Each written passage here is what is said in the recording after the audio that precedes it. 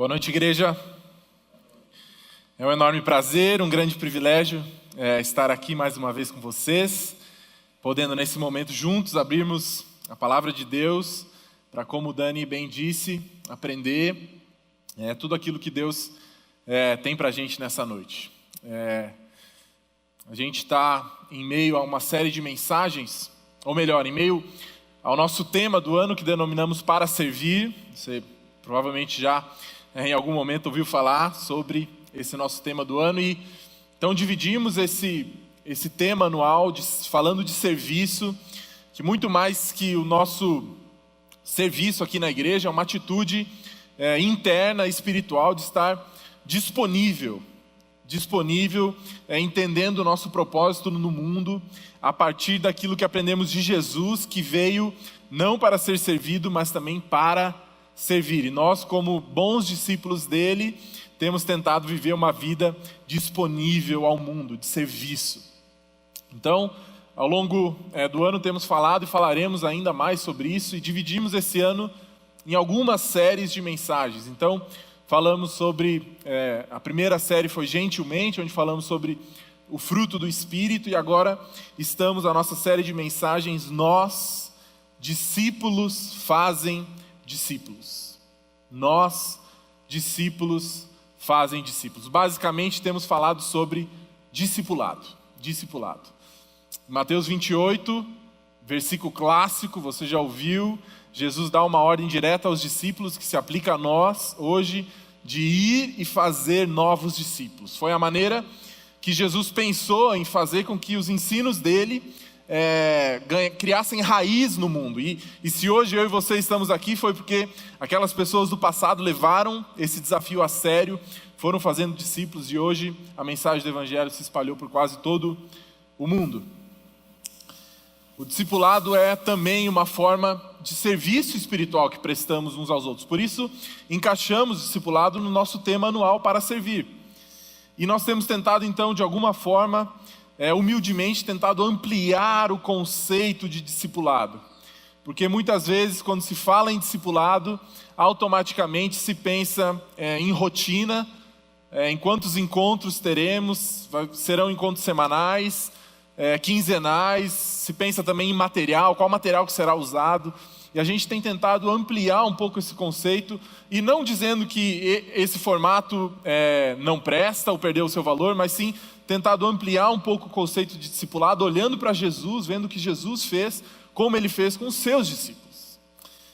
Então estamos em meio a essa jornada, e nesse domingo então, nós temos tratado de um tema que eu considero fundamental, basilar da nossa fé cristã, que a partir daí muitas outras coisas se desenvolvem, que é a justificação por meio da fé em Cristo Jesus. Como já foi dito anteriormente pelo Felipe, pelo Daniel, estarmos então justificados, sermos declarados justos diante de Deus, como uma cena em um tribunal onde alguém está sendo julgado, e quando chega a nossa hora, Deus nos declara justos. Como isso acontece? Então a gente tem olhado para isso, e o tema da minha mensagem então, dessa noite é: o discípulo de Jesus confia somente em Jesus. O discípulo de Jesus confia somente em Jesus. Eu gostaria de te convidar a abrir a sua Bíblia, ou então acessá-la aí no seu smartphone, ou ainda acompanhar na tela, Romanos 3, carta de Paulo à igreja em Roma, Romanos 3, a partir do versículo 21, nós leremos até o versículo 26. Eu escolhi esse texto porque nele estão inseridos todos os elementos necessários, basicamente, para a gente falar sobre justificação. Romanos 3, de 21 a 26. Paulo escreve o seguinte: mas agora se manifestou uma justiça que provém de Deus, independente da lei, da qual testemunham a lei e os profetas. Justiça de Deus, mediante a fé em Jesus Cristo, para todos os que creem. Não há distinção, pois todos pecaram e estão destituídos da glória de Deus, sendo justificados gratuitamente por sua graça, por meio da redenção que há em Cristo Jesus. Deus o ofereceu como sacrifício para propiciação mediante a fé, pelo seu sangue, demonstrando a sua justiça. Em sua tolerância havia deixado impunes os pecados anteriormente cometidos, mas no presente demonstrou a sua justiça, a fim de ser justo e justificador daquele que tem fé em Jesus. Justo e justificador daquele que tem fé em Jesus. Eu não sei como é a sua história com Deus exatamente, como ela começou, como ela se iniciou. Talvez você tenha crescido em um lar cristão, talvez não. A minha história, eu nasci sim num lar cristão, mas por muito tempo eu tive uma grande luta, uma grande dificuldade quando falamos desse assunto da justificação. Obviamente eu não pensava nesses termos, né, justificação, na minha infância, mas eu lutava com o meu próprio pecado. Eu ouvia na igreja a respeito da salvação, a respeito de Jesus Cristo. Eu sabia que eu precisava entregar a minha vida a Jesus, e eu fazia isso algumas vezes. E por que algumas vezes? Porque todas as vezes que eu acabava pecando, desobedecendo os meus pais, passando de algum limite, eu achava que a minha salvação estava agora abalada. Então vinha o próximo domingo, o próximo acampamento, aquela coisa da emoção. Então eu me entregava de novo e falava: Deus, agora é de verdade, agora acabou, agora eu não vou pecar mais, acabou essa história. E aí vinha a próxima semana e a rotina foi se repetindo, e repetindo, e repetindo. Uma falta de clareza, obviamente, uma cabeça ainda infantil, no meio da adolescência, sem entender muitas coisas. E esse conceito da justificação não era muito claro para mim. Talvez essa também foi a sua história, a sua luta. Eu, trabalhando diretamente com adolescentes, algumas vezes a gente conversa a respeito disso, porque é um conceito que muitas vezes realmente não está muito claro. Da salvação, certeza de salvação, como isso acontece, o que é ser justificado diante de Deus. Então a gente vai falar nessa noite um pouquinho sobre isso, a partir desse texto de Romanos. Então a gente vai basicamente aí versículo a versículo, muito simples, falando de temas essenciais para a gente chegar a uma conclusão juntos aqui, a respeito da salvação, da justificação. Então no versículo 21 você vai ver aí justiça que provém de Deus. Justiça que provém de Deus. E o primeiro elemento aqui dessa pintura da salvação é que a salvação é uma obra de Deus. Justiça que provém de Deus, que vem dele. Precisamos começar a pensar sobre a salvação e sobre a justificação a partir dessa perspectiva, que a salvação é uma obra divina, é uma intervenção de Deus. Tanto é uma intervenção de Deus e não parte da gente, que em Efésios, no capítulo 1, e eu quero ler esse texto com você, Paulo vai descrevendo como se dá a salvação, e as 3 pessoas da Trindade aparecem nessa descrição de Paulo. Porque a gente tem o costume de pensar a respeito da salvação, geralmente olhando para Jesus, e faz todo sentido, afinal de contas, ele que foi para a cruz, ressuscitou. Mas na verdade, as 3 pessoas da Trindade participaram da salvação. Tanto é uma obra de Deus que as 3 pessoas participaram. Veja, Efésios 1, versículos de 3 a 14, a gente vai encontrar as 3 pessoas da Trindade agindo com papéis diferentes para que a salvação aconteça, porque salvação é coisa de Deus. Bendito seja o Deus e Pai, está aí a primeira pessoa da Trindade, de nosso Senhor Jesus Cristo, que nos abençoou com todas as bênçãos espirituais nas regiões celestiais em Cristo. Porque Deus nos escolheu nele antes da criação do mundo para sermos santos e irrepreensíveis em sua presença. Em amor nos predestinou para sermos adotados como filhos por meio de quem? Jesus Cristo, a segunda pessoa, conforme o bom propósito da sua vontade, para o louvor da sua gloriosa graça, a qual nos deu gratuitamente no amado. Nele temos a redenção por meio de seu sangue, o perdão dos pecados, de acordo com as riquezas da graça de Deus, a qual ele derramou sobre nós com toda sabedoria e entendimento. E nos revelou o mistério de sua vontade, de acordo com o seu bom propósito que ele estabeleceu em Cristo, isto é, de fazer convergir em Cristo todas as coisas, celestiais ou terrenas, na dispensação da plenitude dos tempos. Nele fomos também escolhidos, tendo sido predestinados, conforme o plano daquele que faz todas as coisas, segundo o propósito da sua vontade, a fim de que nós, os que primeiro esperamos em Cristo, sejamos para o louvor da sua glória. Nele, quando vocês ouviram e creram na palavra da verdade, o evangelho que os salvou, vocês foram selados com quem?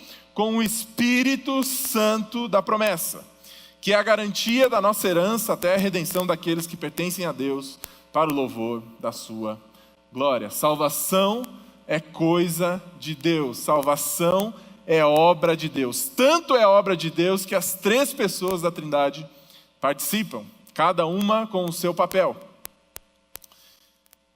E se é a obra de Deus, isso significa que não é a obra nossa, não é a obra minha e sua. E aí no capítulo 2 de Efésios, Paulo vai abordar justamente isso, outro versículo muito conhecido, Efésios 2, de 8 a 9. Pois vocês são salvos pela graça, por meio da fé, e isto não vem de vocês, é dom de Deus.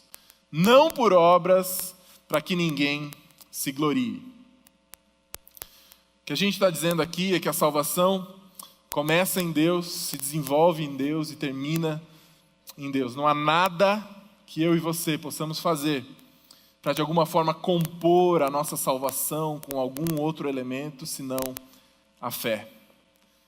Deus é o autor da salvação, é Ele quem planejou, Ele que executou e Ele que a finalizará. Salvação é obra, é coisa de Deus. O segundo elemento nessa pintura da salvação, olhando agora para o versículo 22, fé é essencial.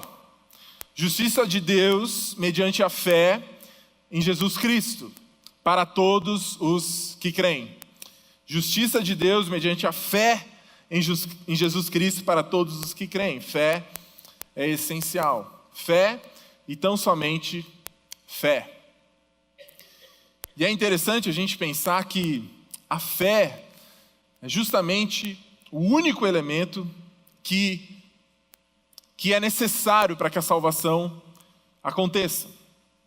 Isso pensando no nosso cristianismo protestante.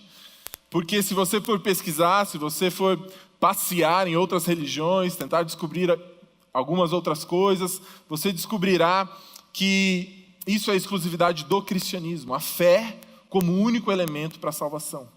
Porque em todas as outras religiões, em todas as outras seitas e até distorções do próprio cristianismo, você, o homem, eu e você precisamos adicionar alguns outros elementos para que aí sim essa salvação, essa justificação aconteça, mas não no cristianismo. No cristianismo, a salvação é coisa de Deus e tudo que Ele espera de nós é que depositemos a nossa confiança em Cristo Jesus. E tão somente isso. E foi justamente esse elemento que levou Martinho Lutero a fazer o que ele fez no século XVI na Reforma Protestante. Vendo distorções dentro da igreja, vendo como a salvação estava sendo barganhada, então você precisava, além da fé, você precisava compor a sua salvação com algumas outras coisas, principalmente o dinheiro. Ali ele tem uma experiência com Deus, e a partir de Romanos ele entende que não, que a fé é o único elemento necessário para a salvação. E fé não é simplesmente, agora entenda o que eu estou dizendo, fé não é simplesmente acreditar na existência de Deus. A gente pode confundir isso muito facilmente. Fé não é apenas acreditar na existência de Deus.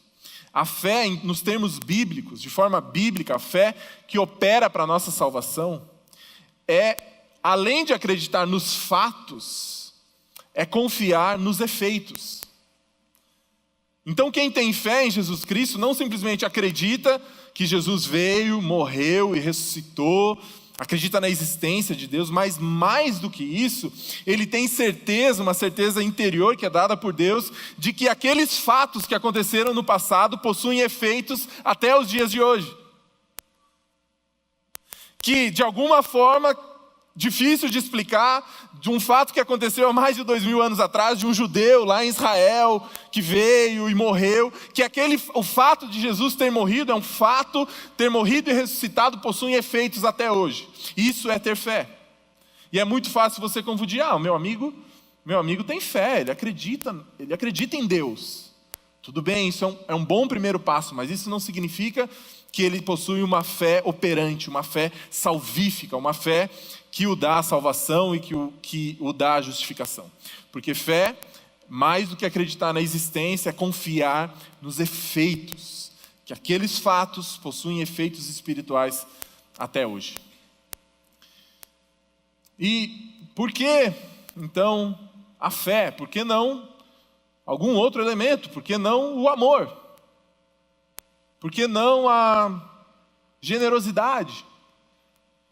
Por que não a humildade? Por que a fé? E aí eu acredito que a fé é a expressão exata oposta da autoconfiança.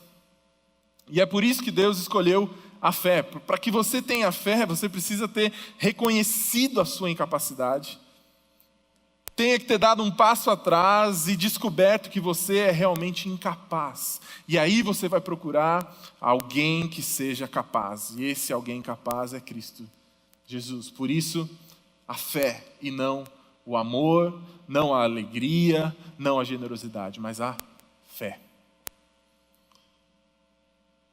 Terceiro elemento aí da nossa pintura, olhando para Romanos, chegamos no versículo 23 e lemos o seguinte: pois todos pecaram, estão destituídos da glória de Deus. Pois todos pecaram, estão destituídos da glória de Deus. Estamos falando aí da necessidade da salvação. Falamos já que a salvação é coisa de Deus, que a fé é essencial, e agora nós estamos vendo a necessidade da salvação.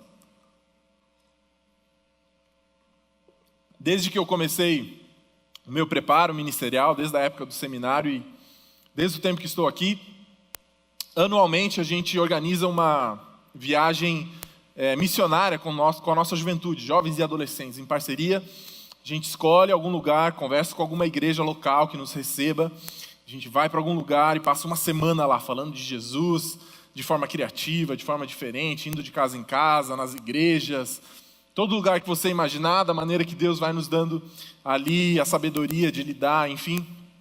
E são experiências muito boas e alguns padrões se repetem, independente do local, do lugar do país que você está, porque no nosso país, tirando algumas tribos isoladas, indígenas, que ainda não ouviram sobre Jesus, a grande maioria das pessoas já ouviu a respeito de Jesus.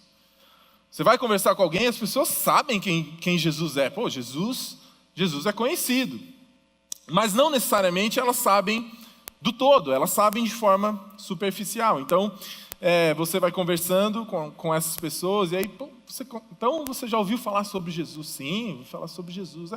Pô, que legal, Jesus, né? Então, no meio da conversa, né, você vai tentando chegar no assunto que interessa. E então você fala, e o que você pensa sobre Jesus?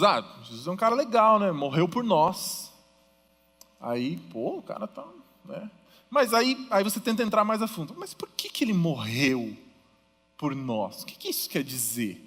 E aí a pessoa já começa a escorregar um pouco. Ela sabe os clichês, ela sabe de forma superficial, mas não sabe exatamente o porquê que a gente precisa de alguém morrendo por nós. E a salvação é necessária, pois todos pecaram e estão destituídos da glória de Deus. O reconhecimento de que desde Adão, que desobedeceu a Deus, e como nosso representante da raça humana, todas as pessoas que nascem hoje, nascem em um estado de condenação diante de Deus, inimigos de Deus. Aí você pensa, mas esse bebezinho tão bonitinho, inimigo de Deus, por causa da culpa de Adão e essa natureza pecaminosa que foi herdada de geração em geração. Por isso temos essa inclinação natural ao mal. E o preço do pecado é a separação de Deus, morte espiritual. Esse foi o combinado com Deus, com Adão e Eva. Se vocês pecarem, certamente morrerão. Não apenas uma morte física, mas uma morte espiritual, separação de Deus. E essa separação é ilustrada com a expulsão deles do jardim do Éden. A partir daquele momento, quando eles caem, eles são colocados para fora do jardim, como representando aquela falta de comunhão, aquela comunhão antiga que eles tinha terminado. Agora eles precisam estar fora do jardim. Morte espiritual, separação de Deus, e Cristo Jesus vem e morre no nosso lugar, porque esse era o preço que precisava ser pago. E ele morre uma morte física e por algum tempo morre uma morte espiritual. Quando Jesus clama aos céus, meu Deus, por que me abandonaste? Ali, naquele momento, na Trindade, o Pai havia virado as costas para o Filho, porque ele carregava os pecados de toda a humanidade. Então, por alguns momentos, Jesus foi separado do Pai por causa do nosso pecado, pagando o preço físico e espiritual do nosso pecado. E o entendimento da nossa salvação, da necessidade da nossa salvação, passa pelo entendimento do nosso pecado. Certa feita, um escritor da época dos puritanos escreveu o seguinte, Thomas Watson escreveu o seguinte: enquanto o pecado não for amargo, Jesus não será doce. Enquanto o pecado não for amargo, Jesus não será doce. A gente só consegue começar a compreender a doçura de Jesus, o amor dele por nós, aquilo que ele fez por nós, quando olhamos para nós mesmos e entendemos o tamanho do nosso pecado, a nossa ofensa diante de Deus. E aí sim, Jesus passa a ser doce. Então chegamos ao versículo 24, finalmente, na justificação. Então o que é ser justificado? Versículo 24, lemos: justificados gratuitamente por sua graça. Justificados gratuitamente por sua graça. Justificação significa que aqueles que confiaram em Cristo Jesus, que entenderam a necessidade da sua salvação, que estão condenados, apartados de Deus e precisam de alguém para conectá-lo novamente com Deus, aqueles que olham para Cristo e veem nele esse poder, são declarados justos diante de Deus, justificados. Como na linguagem de um tribunal, onde aquele julgamento está ocorrendo e você é declarado justo diante de Deus, por causa dos méritos de Cristo Jesus e não dos nossos méritos. Isso significa basicamente ser declarado justos, que eu e você estamos livres de qualquer culpa ou castigo, que o preço do nosso pecado, separação espiritual para todo sempre, uma eternidade longe de Deus, foi paga por Cristo Jesus. E não há mais castigo separado para mim e para você. Uma declaração legal que nossa situação espiritual está finalmente resolvida, não há mais preço ou consequência a pagar. E o que é muito interessante quando a gente fala de justificação é que nós não estamos falando apenas de neutralidade. Porque não é como se você estava em débito com Deus, e aí Cristo Jesus vem e vive uma vida perfeita, e Ele simplesmente anula a nossa situação diante de Deus, Ele abate a nossa dívida. Mas é mais do que isso. Quando entendemos a justificação a partir da Bíblia, a gente vê que mais do que neutralidade, ser declarados justos diante de Deus, é que os méritos de Cristo Jesus passam também a ser nossos. Então, mais do que estarmos neutros, numa situação tranquila, resolvida, amigos à distância de Deus, não. Nós, por causa dos méritos de Cristo Jesus, a vida perfeita que Ele viveu, quando confiamos nele, esses méritos passam a ser nossos. E agora, Deus não te vê mais como um inimigo, mas Ele passa a te ver como um filho amado dEle, assim como Ele vê Cristo Jesus. Deus, o Pai não disse para Jesus no batismo: esse é o meu filho, que me agrada. Hoje Ele olha para você e Ele tem prazer na sua vida, Ele se agrada com a sua vida. Não é que as dívidas que você tinha, os seus pecados, Deus está anulando e deixando neutro. Não, Ele rasgou essa escrita de dívida e agora você possui méritos diante de Deus e Ele te vê como um filho amado. É muita graça, é muita graça. E eu e você somos então agora tratados, vistos. Quando Deus nos olha, Ele nos olha através de Cristo Jesus e Ele não nos vê mais como apenas pecadores miseráveis, mas sim filhos amados. filhos amados. E isso nos dá certeza de salvação. Certeza de salvação. Porque assim como não podemos fazer nada para receber ou merecer a nossa salvação, não podemos fazer nada também para perdermos essa salvação. Como ela não foi conquistada, ela não pode ser perdida. Ela foi simplesmente nos dada. Veja o que próprio Cristo afirma sobre isso em João 10, 27 a 29. As minhas ovelhas ouvem a minha voz, eu as conheço e elas me seguem. Eu lhes dou a vida eterna e elas jamais perecerão. Ninguém as poderá arrancar da minha mão. Meu Pai que as deu para mim é maior do que todos. Ninguém as pode arrancar da mão de meu Pai. Sabe quando cantamos que nos braços de Deus temos descanso? É basicamente disso que estamos falando. Se quisermos corrigir anatomicamente, talvez podemos dizer que estamos nas mãos de Deus.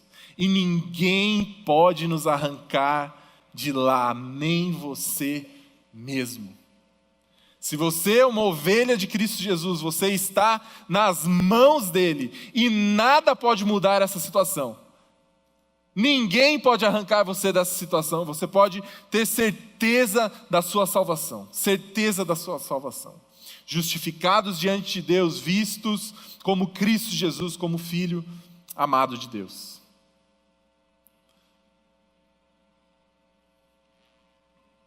E muitas vezes onde a gente erra, quando se fala de salvação, justificação, como a gente lida com o pecado, é que a gente não consegue entender um outro fato, que é a salvação como um processo. A redenção do nosso pecado é um processo. E eu explico, Dodô, mas como assim? A gente não confia em Jesus, está justificado, pronto, acabou? Sim e não. Porque a salvação é também um processo. Nós fomos salvos da condenação do pecado, justificados diante de Deus, não temos mais nada a pagar, somos declarados justos diante de Deus, porém nós estamos ainda sendo salvos do poder do pecado.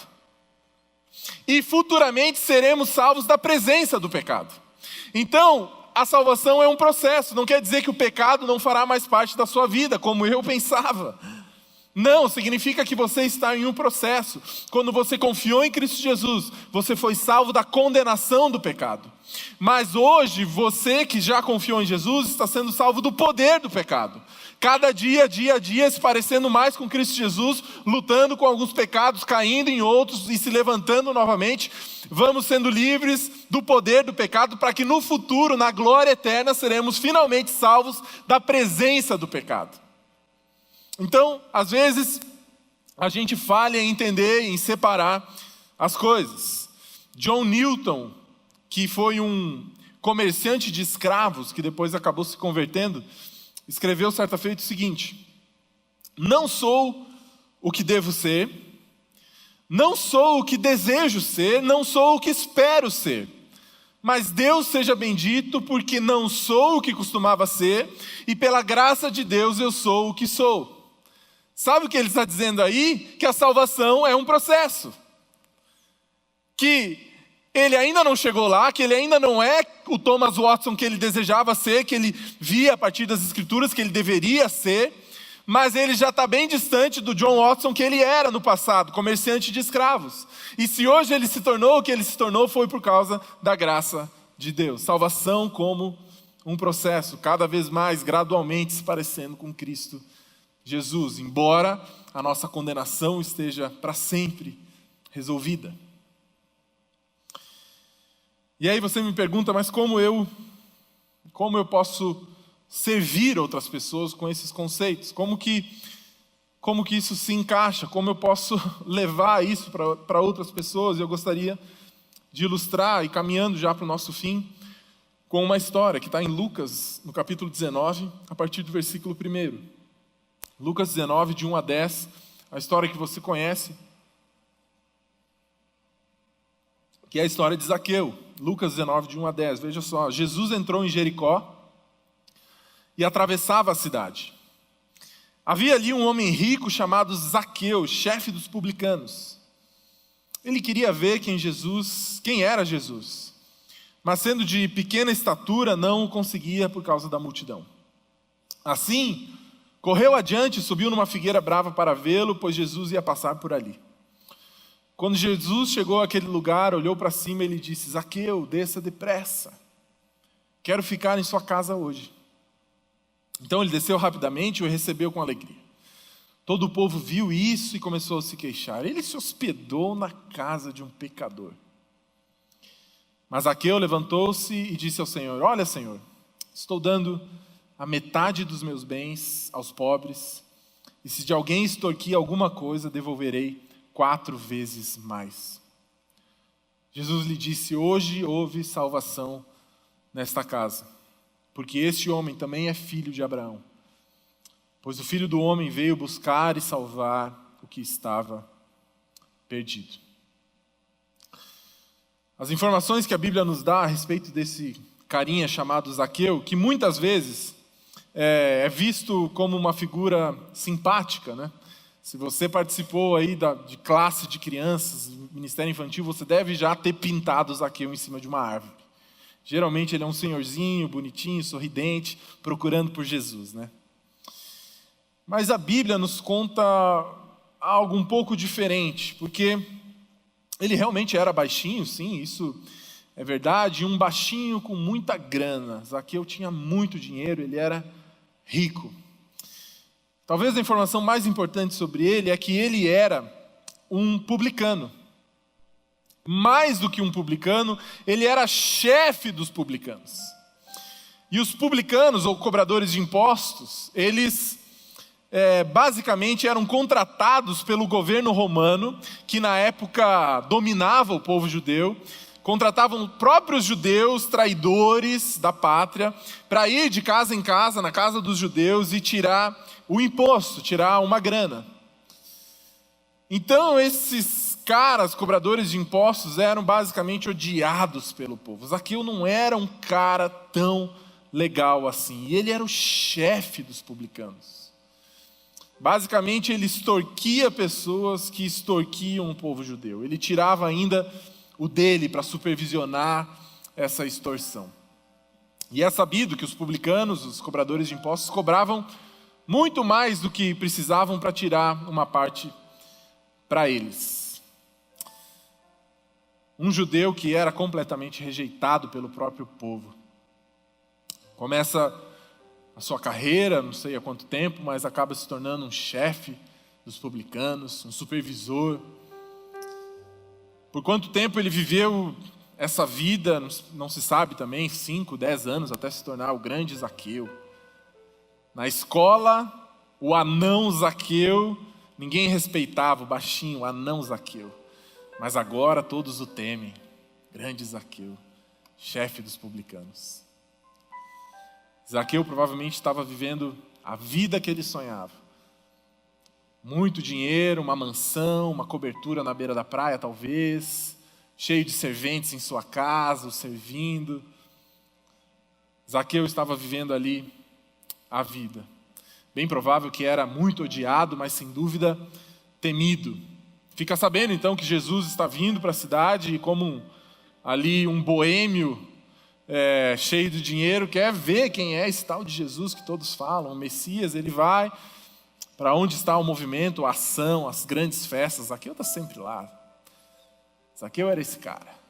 Então ele vai ver qual é a de Jesus, até que Jesus, quando está passando por ele em cima da árvore, Jesus para exatamente onde está Zaqueu e chama: Zaqueu, Zaqueu, quero ficar na sua casa hoje. E Zaqueu ali deve ter pensado: eu sou o cara mesmo. Jesus, o cara que está todo mundo falando, o Messias. Quem ele chamou? Ele me conhece por nome, ele sabia, deve ter visto, deve me seguir no Instagram, meu amigo no Face. Tá bom, Jesus. Aí ele desce da árvore, deve ter abraçado Jesus, né? Aqui assim, né? Porque ele era baixinho, né? Abraçado Jesus, tá. Indo com Jesus para a casa dele e o povo falando, né? Nossa, Jesus vai ficar na casa de Zaqueu, amigo de pecadores. Olha lá, quem se diz o Messias andando com gente desse tipo. E é muito interessante porque Lucas, que escreve essa história, ele não conta a história toda. Ele não narra o que aconteceu entre a hospedagem, porque a próxima coisa que a Bíblia nos conta é Zaqueu se levantando e falando: Jesus, eu estou mudando tudo. Todos os bens que eu tenho eu vou vender, dividir eles aos pobres. Todas as pessoas que eu extorqui, que eu explorei, eu vou devolver 4 vezes mais. Mas esse entre meio da conversa que aconteceu ali, Lucas não nos fala.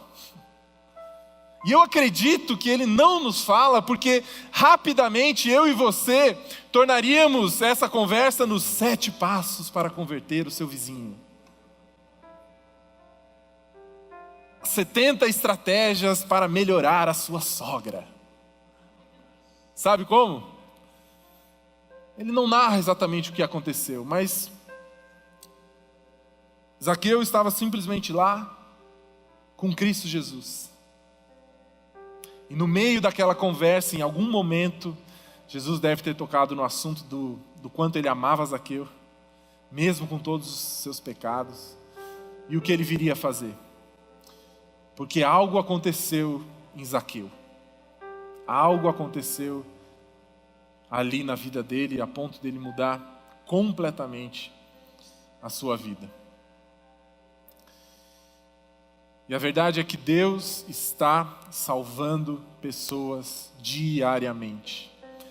Deus está resgatando pessoas, ricos e pobres, generosos e gananciosos, patrões e empregados, baixos e altos, traidores e leais. E como seguidores de Jesus Cristo, eu e você temos a responsabilidade de alguma forma, tentar reproduzir aquilo que ele fez. E o que Jesus fez? Ele investiu tempo em Zaqueu. Se hospedou na casa dele. Conversou com ele. Provavelmente teve uma refeição com ele. Em algum momento, o assunto sobre ele mesmo, sobre Jesus, veio à tona. Ao ponto de Zaqueu mudar completamente a sua vida. E o nosso desafio, eu e você, é reproduzirmos tais encontros. E que o nosso amor por Jesus, aquilo que ele fez na nossa vida, a nossa experiência com a graça de Deus esteja sempre disponível a outras pessoas. Que eu e você possamos encontrar Zaqueus por aí. E que em algum momento nas nossas conversas, nos nossos encontros, que não seja só superficial, mas que o nosso amor por Jesus esteja tão constante em nossos lábios que esse assunto alguma hora chegará. E se a graça de Deus nos permitir, participaremos da vida de pessoas dizendo também: quer saber, eu estou mudando tudo. Eu acho que você gostaria de ouvir uma estratégia muito bem elaborada. Você começa com esse assunto, depois você fala sobre isso, sobre isso. Mas a verdade é que não existe. O que a gente precisa é apresentar Jesus para pessoas. Que a nossa experiência com a graça esteja disponível sempre, sempre, sempre apontando para Cristo Jesus. Eu lembro muito bem no dia em que toda a minha confusão se desfez. Eu já era terminando a minha adolescência, minha juventude, começando a minha juventude. Tinha ido morar fora do Brasil por um tempo, e estava me envolvendo com uma igreja local, uma igreja de brasileiros lá, e um dia, eu lembro exatamente do dia, em que essa confusão sobre a justificação, a salvação, se desfez. Mas sabe que eu não me lembro do assunto exatamente que a gente estava falando. Mas eu estava numa caminhonete, descendo numa rua, junto ao pastor da igreja. E ali a gente estava falando sobre as coisas de Deus. Provavelmente vindo de algum evento, ou saindo, ou de algum trabalho, eu não lembro exatamente. Mas eu lembro daquele momento que eu tive ali. E ali, Deus usou a vida dele para dissipar essa confusão. E aquele dia foi o meu dia em que eu disse: eu estou mudando tudo.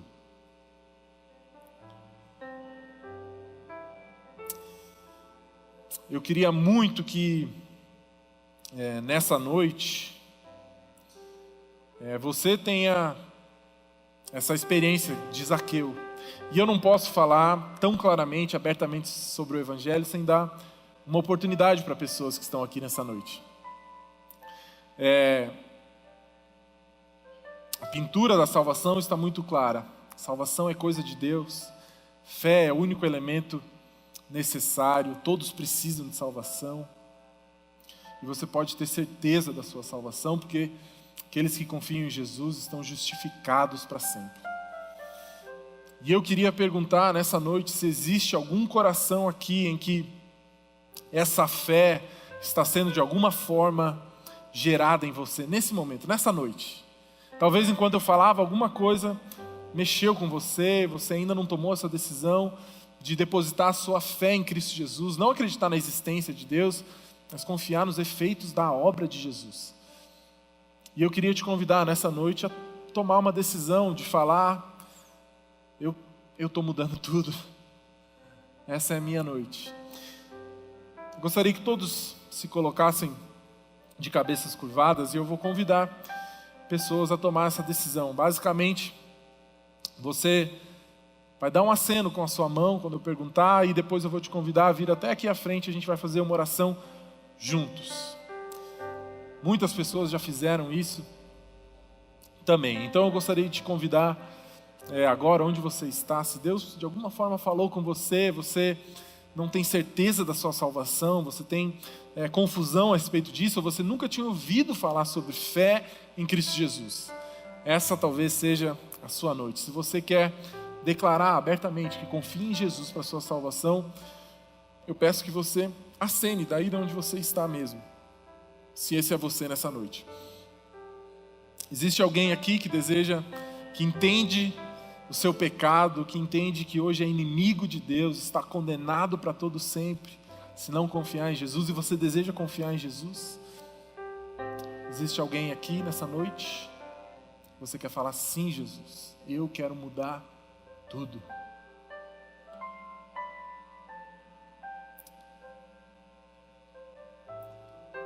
Não temos. Temos? Sim. Deus te abençoe. Mais alguém? Você quer falar: sim, Jesus, minha vida mudou, eu quero confiar em Jesus. Mais alguém? Não? Eu gostaria que todos então se colocassem de pé nesse momento, e eu gostaria de chamar aqui à frente. Vai acontecer, não se preocupe, não se envergonhe. Eu só quero fazer uma oração com você. E a gente vai encerrar o nosso tempo aqui. Como é seu nome? Vanessa. Vamos orar, igreja, pela Vanessa. Se você puder repetir, Vanessa, essa oração, uma oração de entrega simples, e a igreja vai orar por você. Pode dizer o seguinte: Senhor Jesus, eu entendo que sou pecador e quero confiar em Cristo Jesus para a minha salvação. Eu deposito toda a minha fé, minha confiança no Filho de Deus. Muda a minha vida a partir de hoje. Em nome de Jesus, amém. Deus te abençoe, Vanessa. Ela vai te acompanhar até ali, só para vocês conversarem um pouquinho mais. Deus te abençoe, Vanessa. Gente, a gente está acabando o nosso culto por aqui. Vou chamar o Daniel e aí ele vai encerrar. Deus te abençoe, e que você fique com esse desafio de reproduzir esses encontros na sua semana, em que Cristo Jesus seja o centro da nossa conversa, da nossa atitude, para que a gente possa ouvir de pessoas: eu quero mudar tudo. Amém? Deus te abençoe. Ainda em pé, como nós estamos.